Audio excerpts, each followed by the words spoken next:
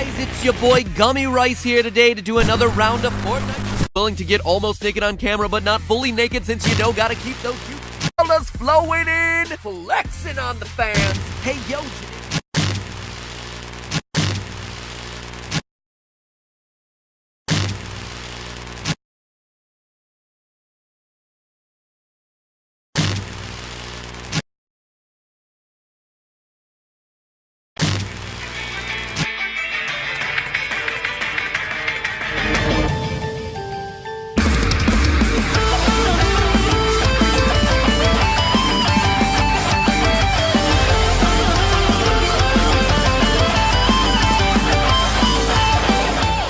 Hello, Internet, and welcome to Lame Theory!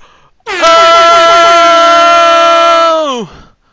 Where this is clearly a parody, and if the video gets a copyright strike, I'm connecting it to FNAF.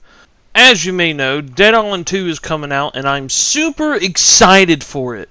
This is definitely one of my favorite franchises ever, especially since they re-released remastered versions of the games to get hype for Dead Island 2, which I'm replaying Dead Island 1 Definitive Edition right now. If you want me to do a series on that, let me know.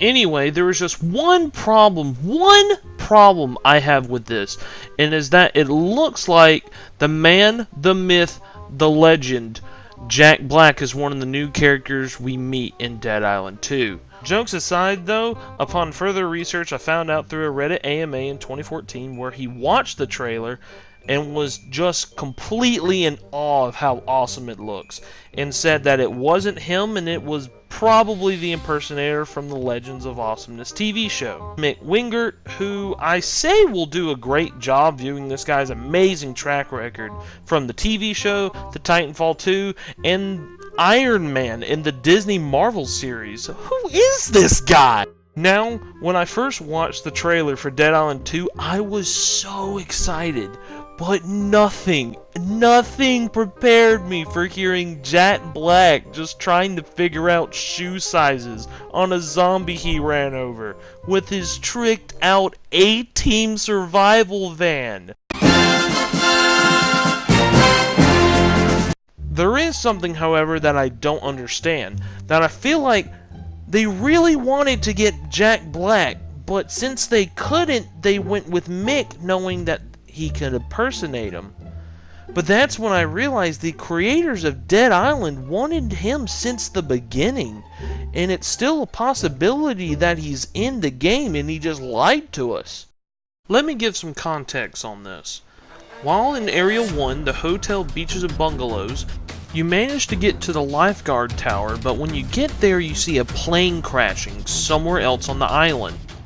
After finishing up Area 1 and Area 2, the slums and sewers, you finally make your way through the jungle and research lab Area 3, where you come across a guy who knows where said plane landed and wants you to check it out for supplies and survivors if there's any from the crash. You kill all the tings and barely find anything, but the guy still rewards you with the weapon, the Pick of Destiny, which is just a nice looking weapon that you can upgrade, but in reality is linked to Jack Black because of his band Tenacious D, who had a movie in 2006, Pick of Destiny. Weird movie, by the way, but it fits my kind of humor, so I like it. Anyway, I originally wanted to prove that Jack Black wasn't in the game because I love Jack Black and I didn't want anyone confused on the details and stuff like that. But the more I dug deep into the subject, the more interesting details I found that made it to where it's possible for Jables to have done Dead Island 2. You see, I found out between the start of pre-production, the announcement, and the release for a project, there is usually a 1 to 2 year gap.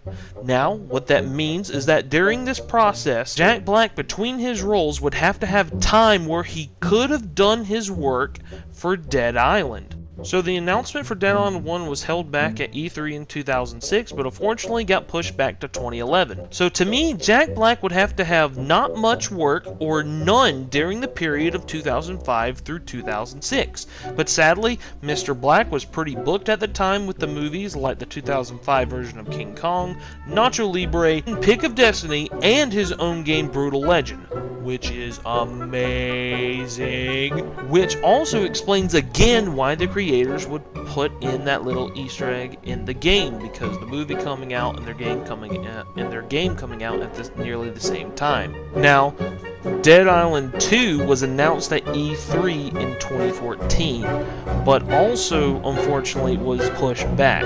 So again with the numbers, Jack Black would have to have not much work or none during this period of time of 2013 to 2014. Then this is where it changes everything, and it turns out this works in our favor because Jack Black wasn't in any projects or productions from 2012 to 2013, a full 2 years, and only appeared in a small cameo, uncredited I might add it, in 2014's sex tape.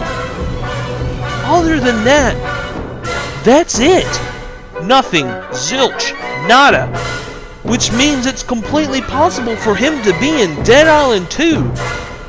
Could you imagine? Just as soon as you enter Dead Island 2, they give like a little intro, and then all of a sudden you see a guy that looks like Jack Black, acts like Jack Black, and then tries to do karate moves like Kung Fu Panda? Be freaking dope! But that's just a theory. A lame theory! Thanks for watching.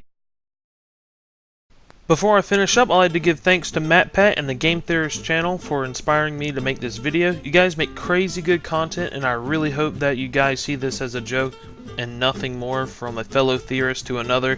Feel free to subscribe and follow my Twitter and watch my other stuff if you want, and with that being said, this is ShatterFoil signing off.